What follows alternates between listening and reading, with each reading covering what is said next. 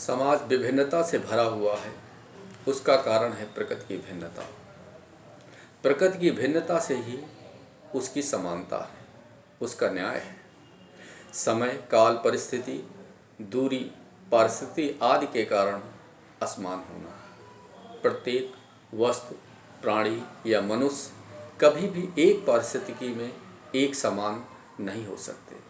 जैसे दूरी, कोण एक होंगे तो समय बदल जाता है। इसी कारण से प्रकृति की भिन्नता और नवीनता बरकरार रहती है।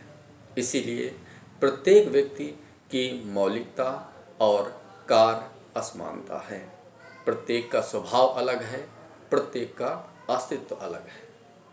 चेतन मन, जब हम कोई कार्य सक्रिय अवस्था में रहकर करते हैं तथा उसे हम चेतन मन कहते हैं। हमारा माइंड उस समय पूरी तरह से एक्टिव होता है। चेतन मन को हम एक्टिव माइंड भी कहते हैं।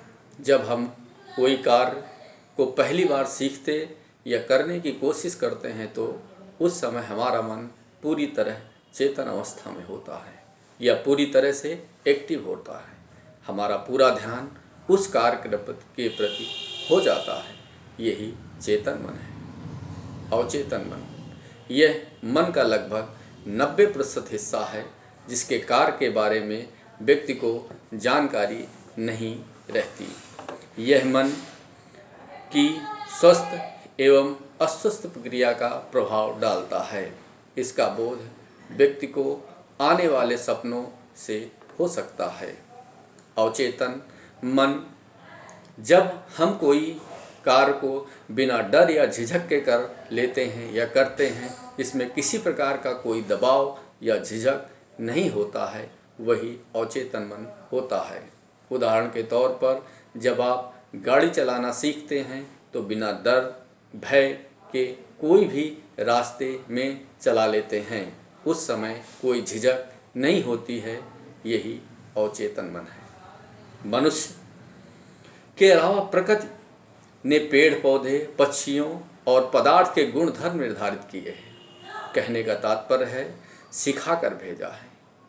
मेमोरी लगभग भर कर भेजी है, जिसके कारण उसकी दिशा और दशा निश्चित है। जैसे कि पौधों को एक स्थान पर रहकर अपने को बढ़ाकर फल फूल पत्तियों का निर्माण और उससे मुक्ति करते रहना, अपने को नवीन या नएपन में सजाए रखना, जिससे उसका सौंदर्य और अस्तित्व प्रगति में बना रहे। इसी प्रकार लगभग पशुओं का भी कार्य सुनिश्चित है, क्योंकि वो सीखने की क्षमता है या स्पेस होता है। परंतु मनुष्य एक ऐसा प्राणी है जिसकी मेमोरी का संचालन कार्ड प्रकृति ने पूरी तरह से खाली करके भेज दिया है।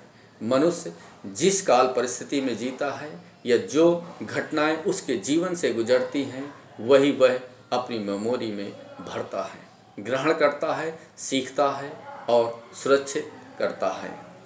बार बार जब एक ही घटना, विचार या दृश्य उसके चेतन मस्तिष्क में गुजरते हैं तो वह अचेतन मस्तिष्क में चले जाते हैं और इसकी मेमोरी का संचालन कार्ड का भरना प्रारंभ हो जाता है। चेतन मस्तिष्क से मनुष्य ग्रहण करता है और सीखता है और वर्तमान के साथ अपना मूल्यांकन करता है। वह उस पर विचार और चिंतन मंथन करता है। सही और गलत का मूल्यांकन स्वयं करने में सक्षम होता है। परंतु जब बार बार यही चीज़ उससे होकर गुजरती है तो वह अचेतन मस्तिष्क में चला जाता है और जो आदत या स्वभाव बन जाता है और हम उसके गुलाम होते चले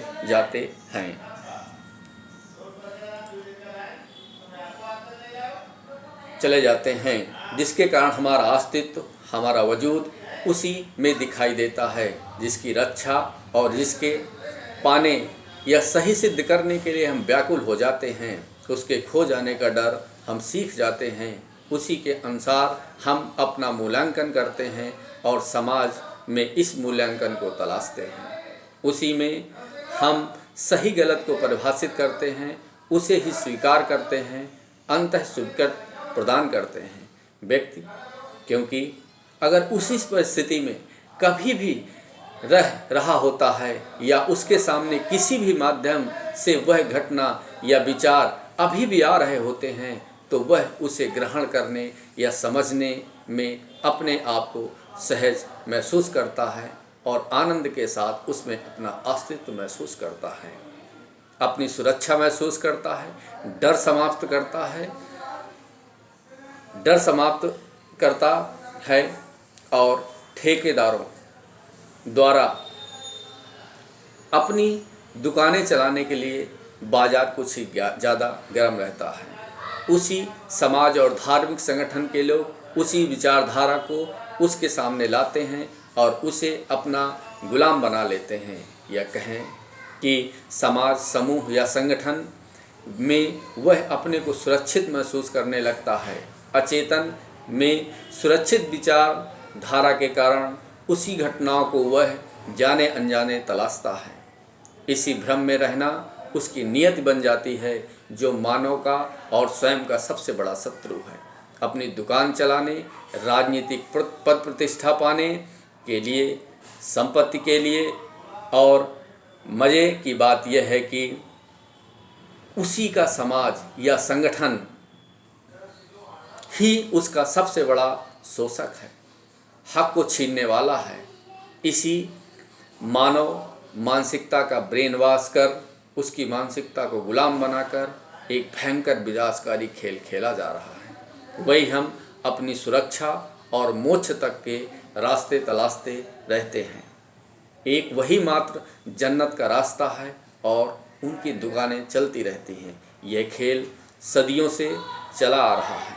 इससे बचने का एक ही उपाय है कि दूसरों को भी जानें, उन्हें भी महत्व दें और अपने आप के स्वयं के अस्तित्व को भी पहचानें। समय, काल, परिस्थितियों को जानें और अपने को उस समय, काल, परिस्थिति के अनुसार बदलें। नवीनता को स्वीकारें और मिटाने वाले बटन को सदैव सक्रिय रखें।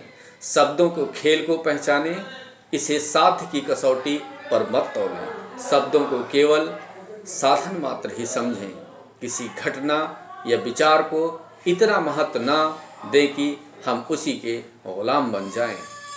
किसी एक परिस्थिति के लिए एक विचार या कुरीति समाज में व्याप्त हो जाती है, जिसके कारण समाज दूषित या भ्रष्ट हो जाता है।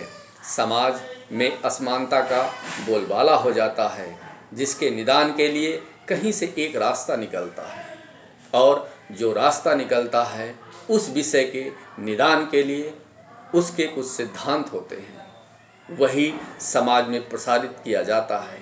हमारी अभिव्यक्ति के माध्यम हैं, जैसे बोलकर, लिखकर, चित्र बनाकर, मूर्ति बनाकर आदि, जिसे हम समय समय पर महान ग्रंथ या मूर्ति के रूप में देवता, महान पुरुष, ईश्वर, मसीहा, खुदा आदि मान लेते हैं। उनका सम्मान करते हैं और करना भी चाहिए, जिसमें उस परिस्थिति के निदान के मूल मत समाहित होते हैं, समाधान निहित होता है। परंतु प्रकृति के नियम आज भी परिस्थिति अलग है, उसका निदान भी अलग है ही होगा, और यह अलग निदान ही वर्तमान की नवीनता है, विकास का आधार है, और सबका इसी में अस्तित्व है। इसी कारण जिस किसी क्षेत्र में, देश में, समाज में जो समकालीन विकृतियां आईं, उनके निदान के लिए एक विचारधारा ने जन्म लिया।